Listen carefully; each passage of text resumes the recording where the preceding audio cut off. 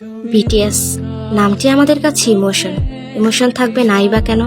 আমরা তাদের যক্ষের ধনের মতো আগলে রেখেছি, কত মায়া করে ভালোবেসেছি। আজ দেখতে দেখতে তারা একসাথে 11টি বছর পার করলো। এই লম্বা পথ চলা তাদের জন্য সহজ ছিল না, বরং কঠিন থেকে কঠিনতর ছিল।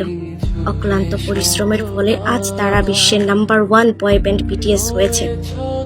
এই যে আমাদের লিডার RM, সে না থাকলে তো আমাদের বিটিএস হতোই না।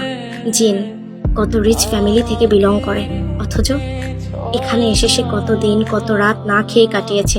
ছোট্ট জঙ্কক মাত্র 13 বছর, যে কিনা তার রঙিন শৈশব হারিয়ে এখানে এসে অক্লান্ত পরিশ্রম করেছে। তাকে জিন নিজের সন্তানের মতো আগলে নিয়েছে। আমরা সোগাকে কত কিছুই না বলি, স্যাভেজ, পাথর, অথচ এই মানুষটিও একদিন সুইসাইড করতে চেয়েছিল। অতঃপর তারা এত কষ্ট করে, এত লম্বা জার্নি অতিক্রম করে 2013 সালের 13ই জুন ডেবিউট করে। ডেবিউট করার পরও তাদের জার্নিটা সহজ ছিল না। তাদের কনসার্ট কেউ দেখতো না। তারা রাস্তায় রাস্তায় ঘুরে ঘুরে গান গাইতো, কনসার্ট দেখার জন্য অনুরোধ করত। অতঃপর তারা এই জায়গায় এসে পৌঁছেছে, মিলিয়ন মিলিয়ন আর্মিদের ভালোবাসা অর্জন করেছে।